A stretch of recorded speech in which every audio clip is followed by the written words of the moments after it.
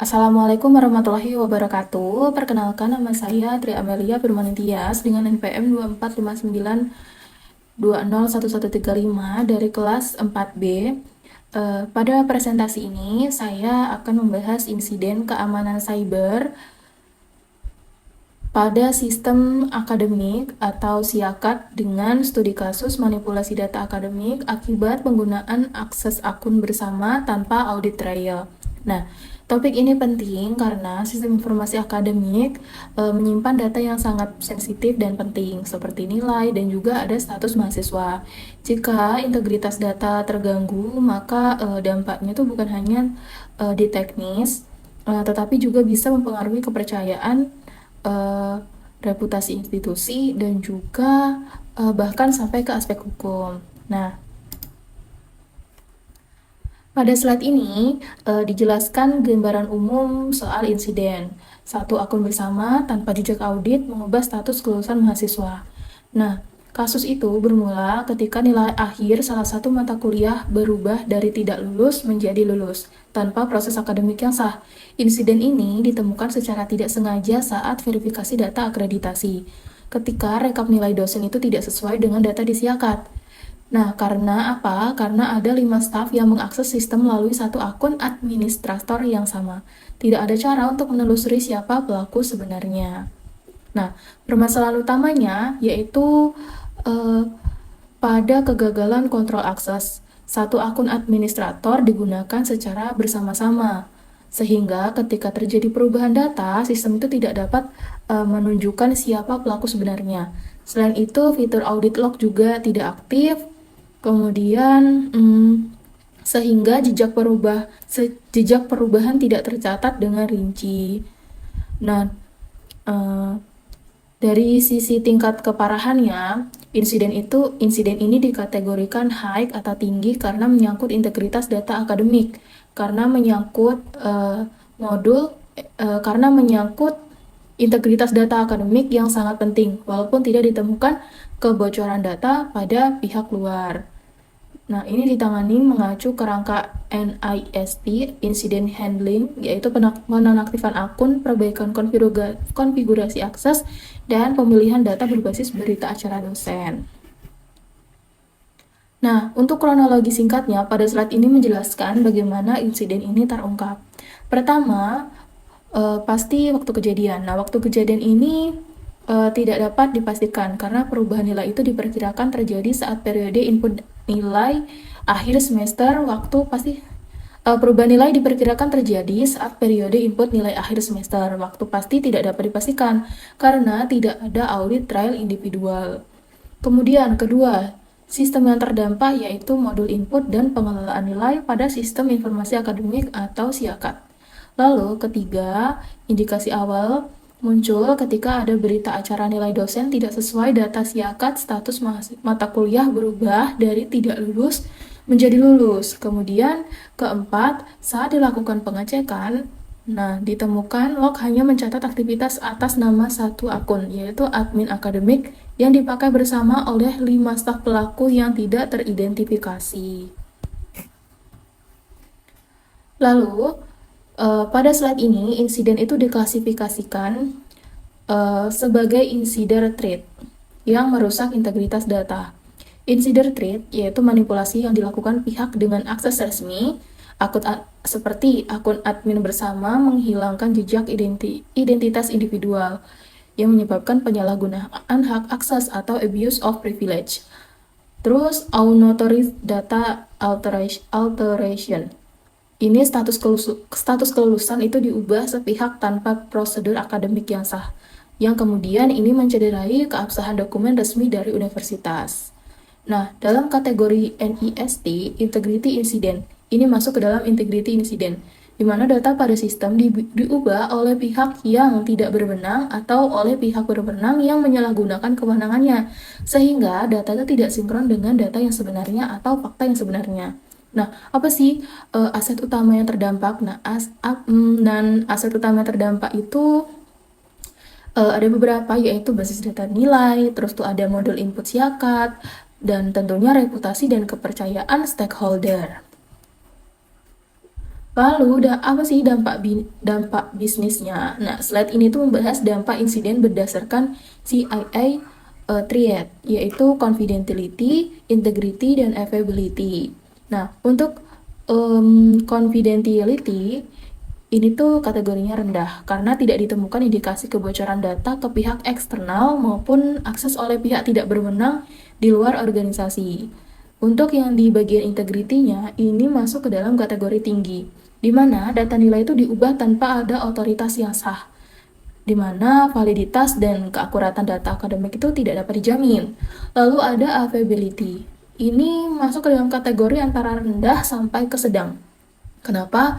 Karena layanan siakat itu dibatasi. Sementara pada modul ini, pada model input, nilai selama layanan siakat itu kan dibatasi, sementara pada modul input nilai selama investigasi dan perbaikan. Lalu kesimpulannya, dari ketiga aspek CIA triad, integrity adalah yang paling terdampak secara signifikan. Inti insiden ini adalah rusaknya keandalan data akademik yang tidak dapat dipertanggungjawabkan ke individu tertentu. Lalu, slide berikutnya yaitu tentang analisis tingkat keparahan. Nah, insiden ini diberi tingkat keparahan high.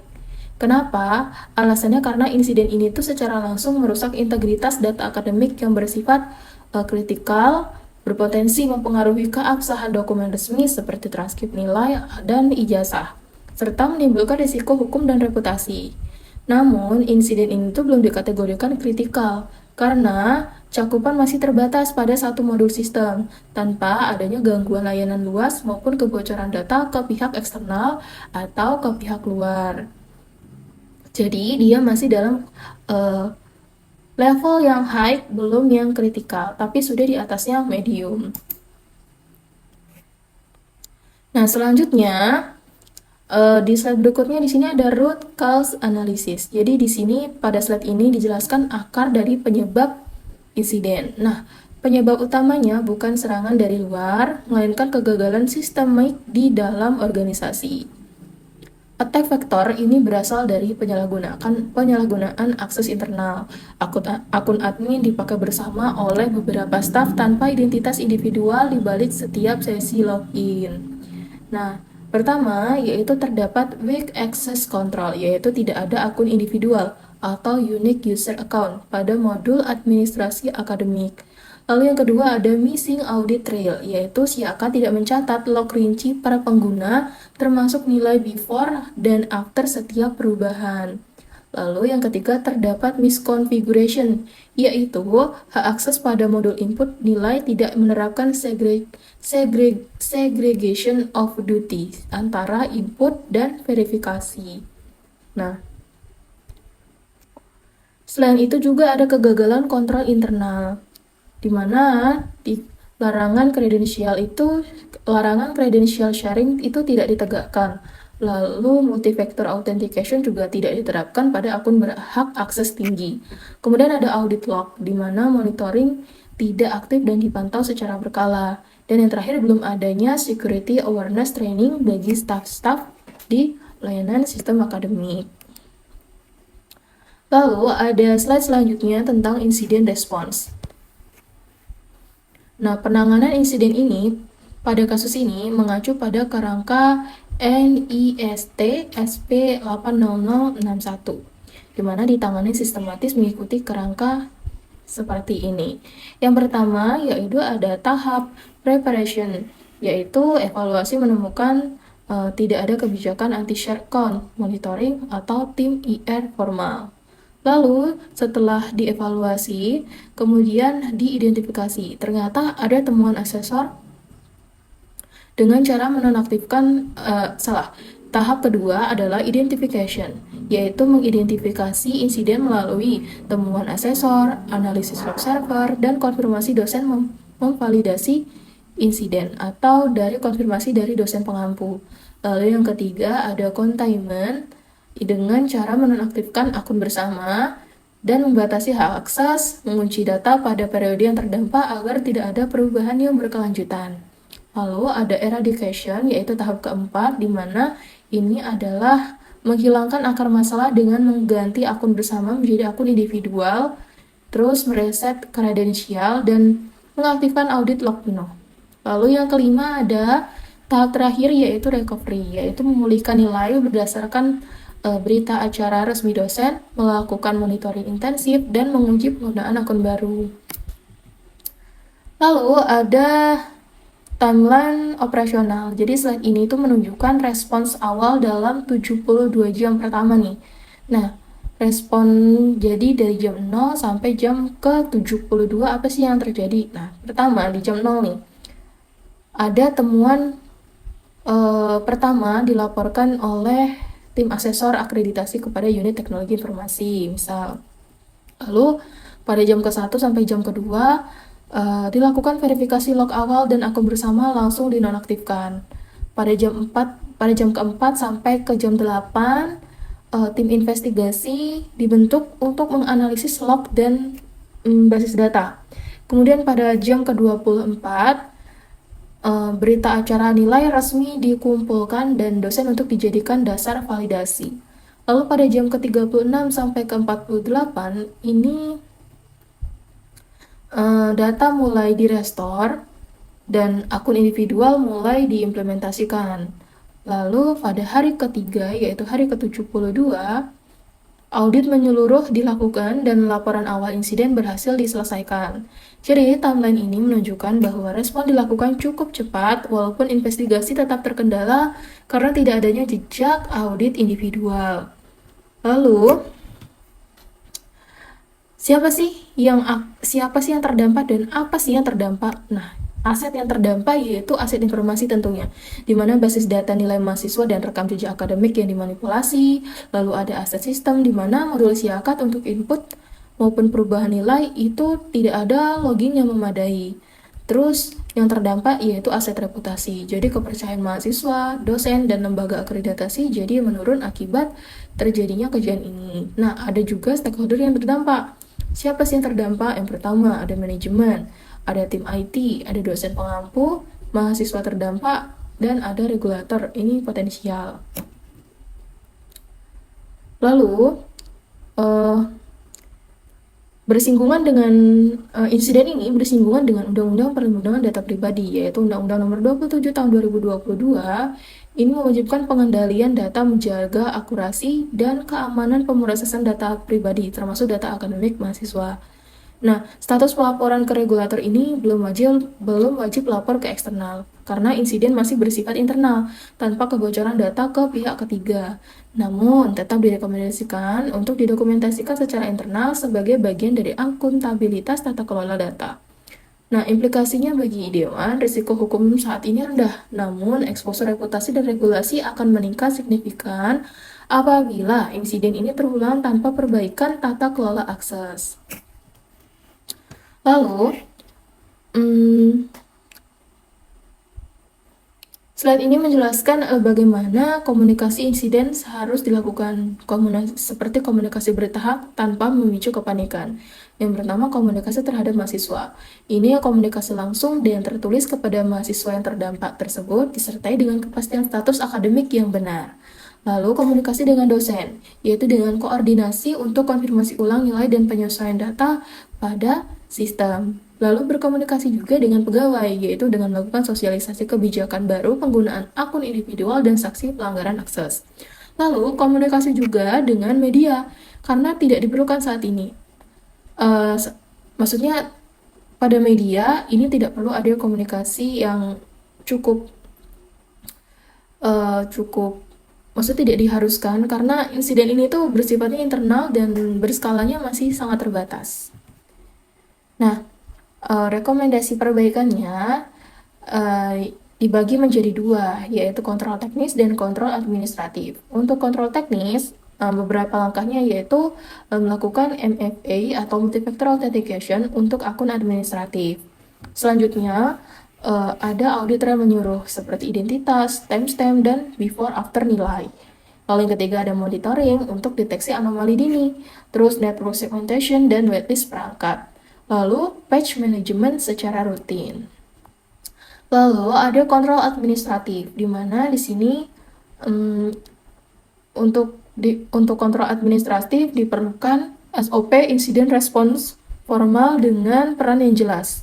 Terus ada kebijakan tertulis seperti larangan akun bersama atau share account.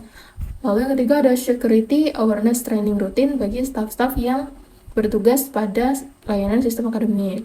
Lalu ada audit berkala terhadap hak akses dan log aktif.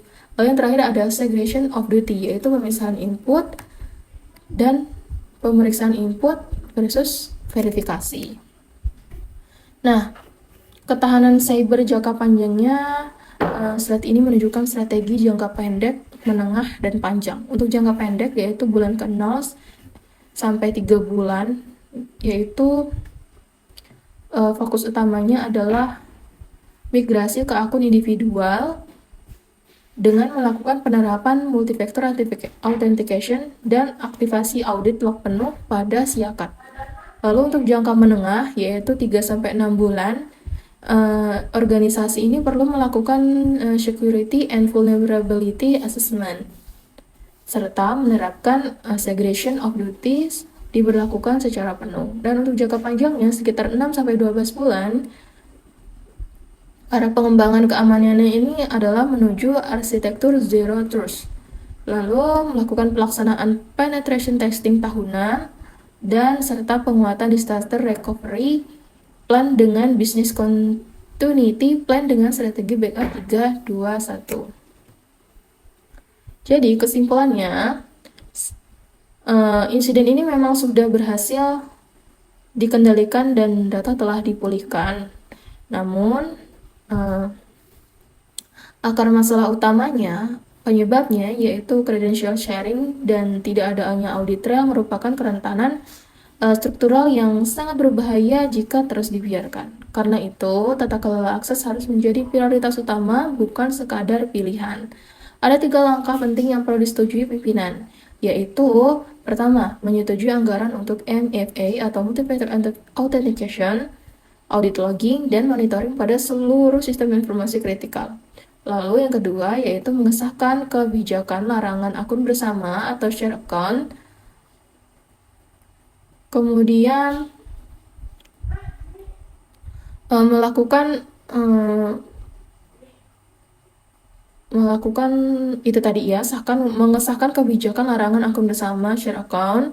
Lalu yang ketiga ada membentuk tim IR formal, yaitu membentuk tim insiden respon permanen di bawah unit teknologi informasi.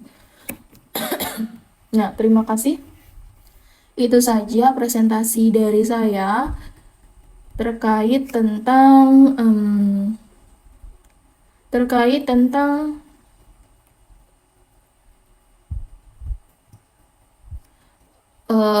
insiden